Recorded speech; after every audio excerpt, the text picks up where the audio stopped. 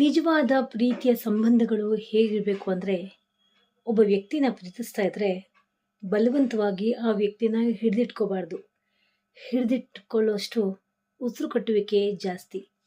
ಅದಕ್ಕೋಸ್ಕರ ಪ್ರೀತಿ ನಿಜವಾದ್ದಾಗಿದ್ದರೆ ಆ ವ್ಯಕ್ತಿಗೆ ಎಲ್ಲಿ ಸಂತೋಷ ಸಿಗುತ್ತೋ ಅವರ ಸಂತೋಷವೇ ನಮ್ಮ ಸಂತೋಷ ಅಂತ ತಿಳಿದು ಆ ವ್ಯಕ್ತಿನ ಅವರ ಜಾಗಕ್ಕೆ ಅವ್ರನ್ನ ತಲುಪಿಸಿ ನಾವು ಅವ್ರ ಸಂತೋಷವನ್ನು ದೂರದಿಂದ ನೋಡಿ ಸಂತೋಷ ಪಡೋದೇ ನಿಜವಾದ ಪ್ರೀತಿ, ಹೌದಲ್ವಾ? ನಿಮ್ಮ ಜೊತೆಲಿ ನಾನು ಶೇರ್ ಮಾಡ್ತಾ ಇರೋದು ಒಂದು ಮೋಟಿವೇಶ್ನಲ್ ಸ್ಪೀಚ್ ಅಂತಲೇ ಅಂದ್ಕೊಳ್ಳಿ, ಅಥವಾ ವಾಟ್ ಎವರ್. ಇದು ಎಷ್ಟು ಮಟ್ಟಿಗೆ ಮೋಟಿವೇಶ್ನಲ್ ಸ್ಪೀಚ್ ಆಗುತ್ತೋ ಅಥವಾ ಅನುಭವದ ಮಾತುಗಳಾಗುತ್ತೋ ಐ ಡೋಂಟ್ ನೋ. ಬಟ್ ನಾನು ಚಿಕ್ಕವಳು, ಅಷ್ಟು ಅನುಭವ ನನಗಿಲ್ಲದೆ ಹೋದರೂ ಕೂಡ ನಾನು ನೋಡಿರುವಂತಹ ಒಂದು ಸರೌಂಡಿಂಗ್ಸಲ್ಲಿ ನನಗಾಗಿರುವಂಥ ಕೆಲವು ಸಣ್ಣ ಪುಟ್ಟ ಅನುಭವಗಳ ಬಗ್ಗೆ ನಿಮ್ಮ ಜೊತೆ ಶೇರ್ ಮಾಡ್ತಾ ಇದ್ದೀನಿ. ಅದೇನು ಅಂದರೆ ರಿಲೇಷನ್ಶಿಪ್ ಬಗ್ಗೆ. ಒಂದು ರಿಲೇಷನ್ಶಿಪ್ ಹೇಗಿರಬೇಕು ಅಂತ ಅಂದರೆ ಅದರಲ್ಲಿ ಮ್ಯೂಚುವಲ್ ಅಂಡರ್ಸ್ಟ್ಯಾಂಡಿಂಗ್ ತುಂಬಾ ಮುಖ್ಯ. ಅದರಲ್ಲೂ ಒಂದು ಕಪಲ್ಸ್ ರಿಲೇಷನ್ಶಿಪ್ಪಲ್ಲಿ ಹಸ್ಬೆಂಡ್ ಆ್ಯಂಡ್ ವೈಫ್ ಬಗ್ಗೆ ಮಾತಾಡ್ತಾ ಇದ್ದೀನಿ. ಅಥವಾ ಕಪಲ್ಸ್ ಅಂತಂದರೆ ಅವರು ಲವರ್ಸೇ ಆಗಿರ್ಬೋದು. ಅಂತಹ ರಿಲೇಷನ್ಶಿಪ್ಪಲ್ಲಿ ನೀವು ಲವರ್ಸ್ ಆಗಿದ್ದರೆ ಇನ್ನು ನಿಮ್ಮ ಹತ್ರ ಟೈಮ್ ಇದೆ. ಅದು ನೀವು ಅದನ್ನ ಮದುವೆ ತನಕ ಹೋಗೋದಕ್ಕಿಂತಲೂ ಮುಂಚೆ ತೆಗೆದುಕೊಳ್ಬೇಕಾದಂಥ ಒಂದು ಎಚ್ಚರಿಕೆ ಏನು ಅಂತಂದರೆ, mutual understanding is very very important. ಒಂದೇ ಕಡೆ ಪ್ರೀತಿ ಇದ್ದರೆ ಗಂಡ ಹೆಂಡತಿ ಮಧ್ಯೆನೇ ಆಗಿರ್ಬೋದು ಅಥವಾ ಒಂದು ಲವರ್ಸಲ್ಲೇ ಆಗಿರ್ಬೋದು, ಒಂದೇ ಕಡೆ ನಿಮ್ಮ ಎಫರ್ಟ್ ಆಗಿರ್ಬೋದು ಆ್ಯಂಡ್ ನಿಮ್ಮ ಒಂದು ಕನ್ಸರ್ನಿಂಗ್ ಆಗಿರ್ಬೋದು, ಹಿಡಿದಿಟ್ಕೊಳ್ಳುವಂತಹ ಮನೋಭಾವನೆಯೇ ಆಗಿರ್ಬೋದು, ಒಂದೇ ಕಡೆ ಇರಬಾರ್ದು. ಆ ಒಂದು ಕನ್ಸರ್ನಿಂಗ್, ಕೇರಿಂಗ್, ನಮ್ಮ ಪ್ರೀತಿ ಉಳಿಸ್ಕೋಬೇಕು, ಈ ಸಂಬಂಧವನ್ನು ನಾವು ಲಾಂಗ್ ಲಾಸ್ಟಿಂಗ್ ಆಗಿ ಕಾಪಾಡ್ಕೊಂಡು ಹೋಗಬೇಕು up to our lifetime ಅಂತ ಅಂದರೆ ಆ ಒಂದು ಫೀಲಿಂಗ್ಸ್, ಆ ಒಂದು ಎಫರ್ಟ್ಸ್ ಇಬ್ಬರ ಕಡೆಯಿಂದಲೂ ಇದ್ದರೆ ಮಾತ್ರ ಆ ರಿಲೇಷನ್ಶಿಪ್ ಮುಂದುವರ್ಕೊಂಡು ಹೋಗೋಕ್ಕೆ ಸಾಧ್ಯ. ನೀವು ಒಬ್ಬರೇನೆ ಅದ್ರ ಬಗ್ಗೆ, ಹೆಣ್ಮಕ್ಳೇ ಆಗಿರ್ಬೋದು ಗಂಡು ಮಕ್ಕಳೇ ಆಗಿರ್ಬೋದು, ನೀವು ಒಬ್ಬರೇನೆ ಆ ಒಂದು ಎಫರ್ಟ್ ಹಾಕ್ತಾ ಹೋದಷ್ಟೆಲ್ಲ ಯಾವುದೇ ರೀತಿಯ ಒಂದು ಮ್ಯೂಚುವಲ್ ಅಂಡರ್ಸ್ಟ್ಯಾಂಡಿಂಗ್ ಇರೋದಿಲ್ಲ. ಆ್ಯಂಡ್ ಸಂಬಂಧದಲ್ಲಿ ತುಂಬಾ ಕಿರಿಕಿರಿ, ಇರಿಸು ಮುರ್ಸು, ನೋವು, ಕಣ್ಣೀರು, ಮಿಸ್ಅಂಡರ್ಸ್ಟ್ಯಾಂಡಿಂಗ್ಸ್ ಎಲ್ಲವೂ ಇರುತ್ತೆ. ಯಾಕಂದರೆ ಈ ಒಂದು ಮದುವೆ ಆಗಿರುವಂತಹ ಕಪಲ್ಸ್ ಬಗ್ಗೆ ಮಾತಾಡ್ತಾ ಇದ್ದೀನಿ.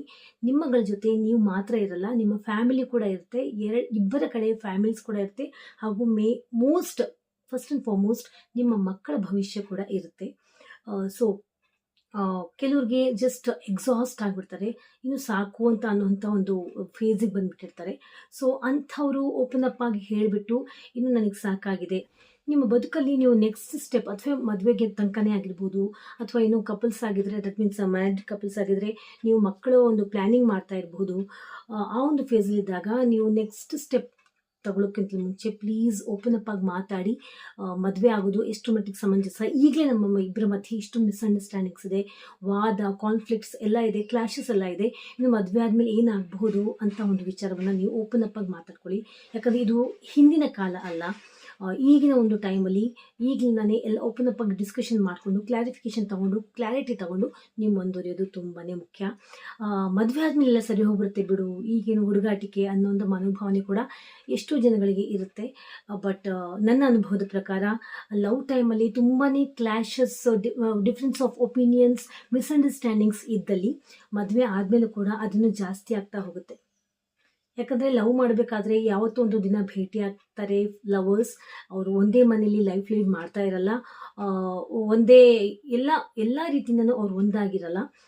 ಜಸ್ಟ್ ಯಾವಾಗೋ ಒಂದು ಸಲ ಮೀಟ್ ಆಗಿ, ಕದ್ದು ಮುಚ್ಚಿ ಮೀಟ್ ಆಗಿ, ದೊಡ್ಡವರಿಂದ ಅವರು ಮುಚ್ಚಿಟ್ಟು ಅಂತಹ ಒಂದು ಮೀಟಿಂಗ್, ಚಾಟಿಂಗಲ್ಲೇ ಅವರು ಅಷ್ಟೊಂದು ಮಿಸ್ಅಂಡರ್ಸ್ಟ್ಯಾಂಡಿಂಗ್ಸ್ ಇದ್ಮೇಲೆ ಜಸ್ಟ್ ಇಮ್ಯಾಜಿನ್ ಆಫ್ಟರ್ ಮ್ಯಾರೇಜ್ ಏನಾಗಬಹುದು ಅಂತ.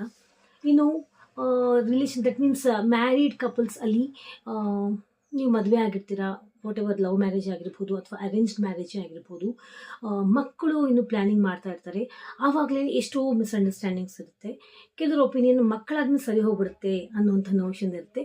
ಬಟ್ ನನ್ನ ಎಕ್ಸ್ಪೀರಿಯನ್ಸಲ್ಲಿ ನಾನು ನೋಡಿರುವಂಥ ಒಂದು ಸರೌಂಡಿಂಗ್ಸಲ್ಲಿ 100ಕ್ಕೆ 80ರಷ್ಟು ಮಕ್ಕಳು ಆದಮೇಲೂ ಕೂಡ ಆ ರಿಲೇಷನ್ಶಿಪ್ ಸರಿ ಹೋಗಿರಲ್ಲ. ಯಾಕಂದರೆ ಅವರು ಮದುವೆ ಆಗಿ ಸ್ವಲ್ಪ ದಿನಗಳನ್ನ ಟೈಮಲ್ಲಿ ಚೆನ್ನಾಗಿದ್ದು, ವಾಟ್ ಎವರ್ ಫಿಸಿಕಲ್ ಇಂಟಿಮೆಸಿಯಲ್ಲಿ ಇರ್ಬೋದು, ಅಟ್ರ್ಯಾಕ್ಷನಲ್ಲಿ ಇರ್ಬೋದು, ಅಥವಾ ಅವರ ಒಂದು ಸೌಂದರ್ಯದ ಬಗ್ಗೆನೇ ಇರ್ಬೋದು, what ever may be the consequences, ಆ ಟೈಮಲ್ಲಿ ಚೆನ್ನಾಗಿದ್ದು ಸ್ವಲ್ಪ ಎಲ್ಲ ಸಾಕಾದ್ಮೇಲೆ ಡಿಫ್ರೆನ್ಸ್ ಆಫ್ ಒಪಿನಿಯನ್ಸ್ ಎಲ್ಲ ಬಂದು ಕ್ಲಾಶಸ್ ಆಗಿ ಇಲ್ಲ ಇಬ್ಬರ ಮಧ್ಯೆ ಮಿಸ್ಅಂಡರ್ಸ್ಟ್ಯಾಂಡಿಂಗ್ಸ್ ಆಗಿ ದೊಡ್ಡವ್ರ ತನಕ ಹೋಗಿ ಒಂದ್ಸಲ 2 ಸಲ 3 ಸಲ ಎಲ್ಲ ಪಂಚಾಯಿತಿ ಆಗಿ ಸರಿ ಹೋಗ್ಬಿಡ್ತು ಅಂತ ಅನ್ನೋ ಟೈಮಲ್ಲಿ ಮಕ್ಕಳು ಮಾಡ್ಕೊಂಡ್ಬಿಡ್ತಾರೆ. ಬಟ್ ಮಕ್ಕಳು ಆದಮೇಲೂ ಕೂಡ ಅವರ ರಿಲೇಷನ್ಶಿಪ್ ಸರಿನೇ ಹೋಗಲ್ಲ.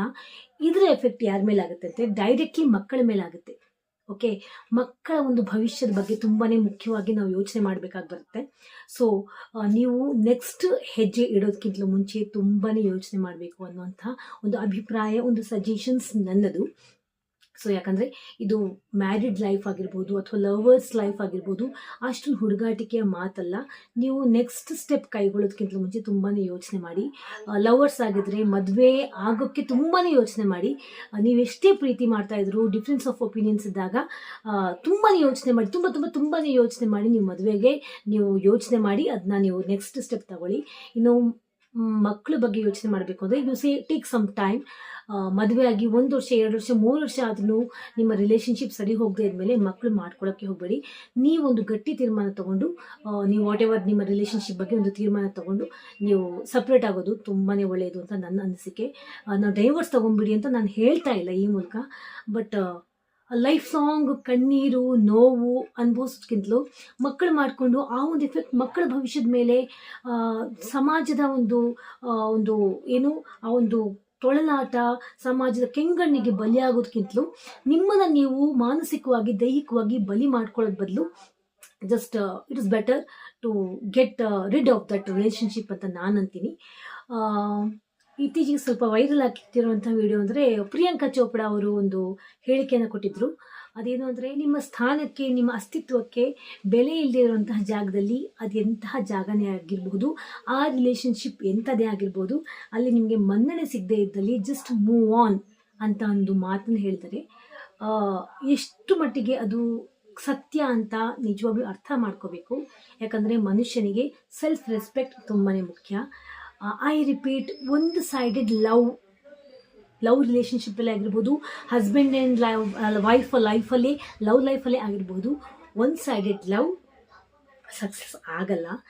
ಏನೇ ಆದ್ರೂ ಇಬ್ಬರು ಸೈಡಿಂದ ಈಕ್ವಲ್ ಎಫರ್ಟ್ಸ್, ಈಕ್ವಲ್ ಫೀಲಿಂಗ್ಸ್ ಒಂದಾದಾಗಲೇ ಅಂತಹ ರಿಲೇಷನ್ಶಿಪ್ಗೆ ಒಂದು ಬೆಲೆ, ಅಂತಹ ಒಂದು ಲೈಫ್ಗೆ ತುಂಬಾ ಅರ್ಥಪೂರ್ಣವಾಗಿರುವಂಥ ಒಂದು ಮೀನಿಂಗ್ಫುಲ್ ಆಗಿರುವಂಥ ಲೈಫ್ ಅವ್ರು ಲೀಡ್ ಮಾಡ್ತಾರೆ.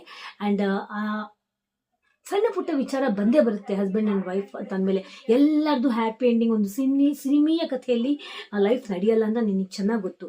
ಆದರೆ ಸಣ್ಣ ಪುಟ್ಟ ವಿಚಾರ ಬಿಟ್ಟು ತುಂಬ ಅತಿರೇಕಕ್ಕೆ ಹೋದಾಗ, ಪ್ರತಿದಿನ ಪ್ರತಿ ಕ್ಷಣ ಆ ಒಂದು ತೊಳಲಾಟ ನೋವಿದ್ದಾಗ ಅಂತಹ ರಿಲೇಷನ್ಶಿಪ್ನ ಮುಂದುವರ್ಸ್ಕೊಂಡು ಹೋಗೋದ್ರಲ್ಲಿ ಯಾವ ಅರ್ಥವೂ ಇಲ್ಲ ಅಂತ ನನ್ನ ಅನಿಸಿಕೆ.